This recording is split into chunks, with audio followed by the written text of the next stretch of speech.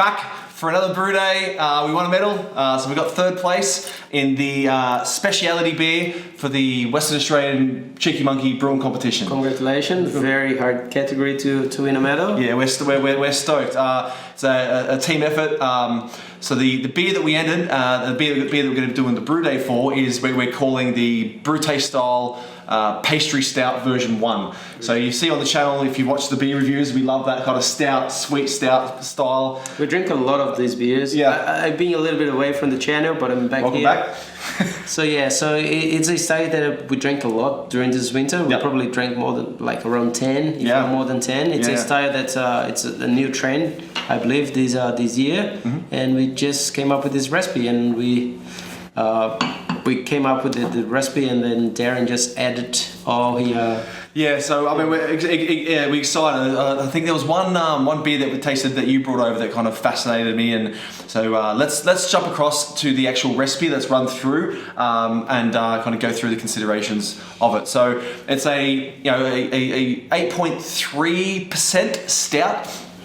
So it's got strawberry puree, coconut, vanilla, kind of in a keg, and all three judges from memory commented well about the kind of the malt complexity, the use of lactose. It's got lactose in there as well, and the hints of kind of vanilla and kind of strawberry in the background. So before we run through this recipe, the recipe as always is in the YouTube description. What we're going to do here is publish this one, the one that we entered in the competition, but then also publish the next version of it. Things we might change. So let's start off with the grain bill. Do you want to run us through the grain bill? Yeah. So this beer, when I tried to create this beer, I was Darren came to me and said, "Can you make me a recipe for a pastry stout with a lot of chocolate flavor?" So I think I used one or two dark grains. I used a bit of chocolate malt, light chocolate malt. The base was 6.5 just to bring up the gravity, and then I used 880 of light chocolate, and then he used the lactose at the end of the boiling, and then Carafa 2 gives a little bit of roastiness and like bring the color to the stouts, and then I use a bit of crystal as well. So the crystal is what gave that sweetness for a pastry stout, and the Carafa 3. So two different Carafa, they have different complexity. I think that's why the judges said the complexity was very nice, because even though they have the same name, they have different complexity. One is a little bit more chocolatey, the other one is a little bit more roasty, and I think they work really well, hence the medal. Yeah, absolutely. I'm giving it a couple of friends and stuff as well, and they've commented well, particularly about that kind of malt complexity and kind of the other subtleties in the background. From a hop perspective, 60-minute, 30-minute, 5-minute additions. East can go this, so it's an English malt, so it's an English stout, so you don't focus, you don't want to get the citrusy or the piney or the American hops to fight with the malt, so you want the malt profile to be the show of the beer, and then you just have a little bit of the English hops just to balance it and not be overly sweet and like cloying. So with the water profile, it was the Imperial Stout using reverse RO water. Essentially, that's the standard one in Brewfather, right? So with the adjuncts, the stuff that kind of gets me excited about the kind of these pastry stouts. So we added 1 kilo of coconut, and we'll run through the brew day in a moment. But toasted, added at 1032. Again, we'll go through in a moment. 1 kilo of kind of strawberry puree, and then the 4 vanilla pods, fresh vanilla pods soaked in vodka for a week. Just to mention, as Darren said, there will be a different version, version 2. We didn't know how much to use for the adjunct, so we tried to be on the safe spot. Let's say 1 kilo of coconut and 1 kilo of strawberry. They do come through. But next time we're gonna use a little. We're gonna go silly. I think we're gonna silly on it. We didn't want to go silly for the competition. Sure. But maybe an extra 500 grams of coconut. What do you think? Yeah, well, I think double up. Well, there's a point with coconut where I think you know, we only got a small fermenter, you know, so it's kind of like, do we keep with this, the coconut here, or maybe add it in the keg? Or I think with the strawberry you could double up. I think you would easily double up on the strawberry. But yeah, we'll publish both on that. And then the fermentation, I'll try to take the time with this kind of beer. You know, plenty of time to kind of infuse the flavors, the coconut and the strawberry into the wort, and then you know take the time with the vanilla as well. So it says 14 days here. We'll run through the fermentation profile after the brew day. But yeah, so I think it was like 13 days from start to kind of keg. Yeah, I think that's average, yeah. Yeah, okay. You can't rush too much. Yep. Let's see some shots. Cool. And cue slow motion green pour. So this is kind of I think the most I pushed the Brewzilla. It was 8.3%. You can see here, I just kind of put this video from the start of the mash up until it was recirculating. So have you pushed the Brewzilla much further than like an 8.3% beer? I think I tried with an extra kilo or extra 1.1 kilo and a half, but I would not recommend. It was a pain in the ass. I just wouldn't recommend. It was so tough, and then I got a bit stuck. So I think that's the limit. That's the limit. Yeah. The gravity there, it's not very, you can't really see that well, but I think we got, just reading out what I've got here, 1068, which is pre-boil gravity, which I think was kind of bang on. Yeah, well, that was kind of bang on what the recipe kind of called out. The hop additions, I didn't get the third one, but essentially, 60 minutes, 30 minutes, and 5-minute boil additions there. Pretty straightforward from that perspective. The lactose, right down the end of the boil, just on flame out, just added that 500 grams of lactose. And then the original gravity, which was 1086, I think we were shooting for 1088, so about 2 points shy of it there. We cubed it for those smart ones out there. This is actually a video from the previous Founders Day stout, but just to kind of show that we actually cubed and pitched yeast the following day. So the strawberry puree straight out of the freezer, kind of pureed some more, almost liquid, and then added across to hop socks. Same as the coconut as well. I toasted it a little bit more than this, but just kind of putting in the oven and turning and I think like 150, 160 degrees.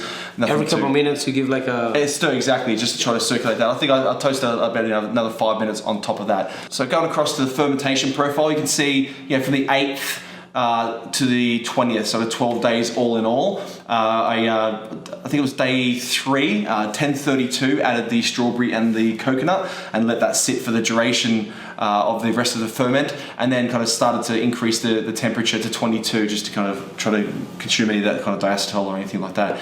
So again, the recipe is in the description, and I think that all that's left to do now is to taste the beer. Let's go. Cheers. Cheers.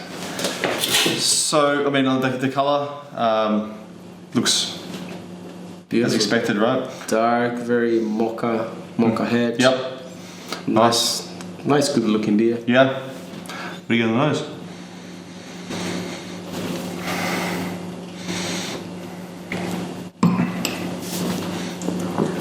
It's a good recipe. Hence the price. Yeah.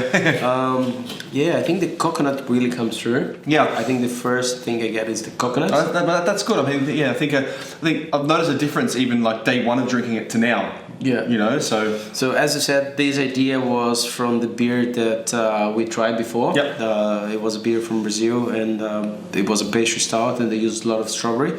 This one doesn't have as much as strawberry as that one, right? Yep. So that's why you can double up the strawberry, maybe. Definitely, yeah. You can feel the strawberry here. It's there. As I was saying, I mean, obviously the coconut's there. The strawberries, it's there if you search for it. And I think maybe as it gets warmer, maybe as it kind of opens up a little bit, perhaps it would be there. But I 100% agree. You could easily double those strawberries. Yeah. So the beer we tried from Brazil was like the strawberry straight, like up front. But not didn't overtake everything else, wasn't it? It was. But this one it's good as it is, like lots of coconuts. What about the vanilla? Like I'll get a little bit of the vanilla on the nose. Again, similar to the strawberry, I think it's there.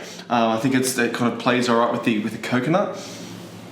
Yeah, but again, I'm not saying that's, don't get me wrong, it's not unbalanced beer, but the coconuts on top of everything, and everything is on the back seat. So you have the strawberries, but you need to look for it.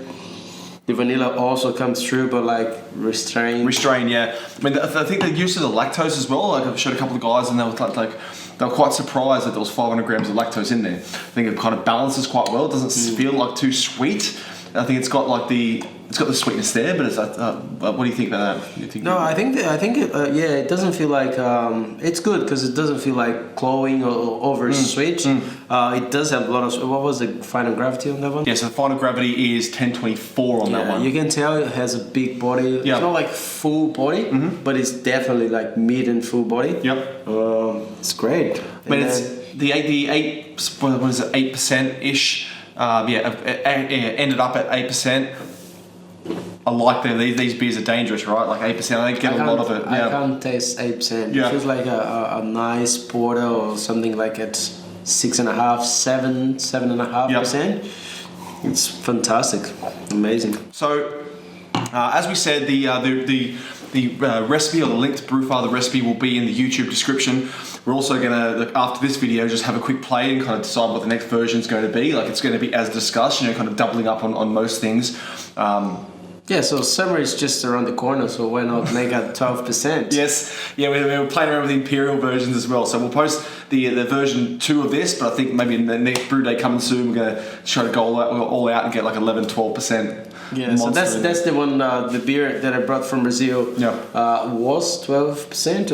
I think it was even more than that. Even I think it was like 13.2 or something. So we tried to base this beer on that one with the adjuncts and everything, but we dropped the percentage a little bit. Yep. But maybe next time we just let's go all out. Try to make that one. But I think that one, to be honest, they used some sort of syrup for the strawberry because it was really, really intense. Yep. I think there was some sort of a concentrate or something. Okay, we'll play around with that. But let's wrap it up there. It's been a while between brew days. We've got lots of brew days coming. We're going to be doing some brew days with some winners of the Western Australian brewing competition. If you're watching this and you've won and we've not met you, or if you're interested in doing a brew day video, kind of sharing the recipe and kind of running through the brew day, we've got a few different formats we can propose. We've got loads and loads of brew days coming up. Until the next video. Cheers.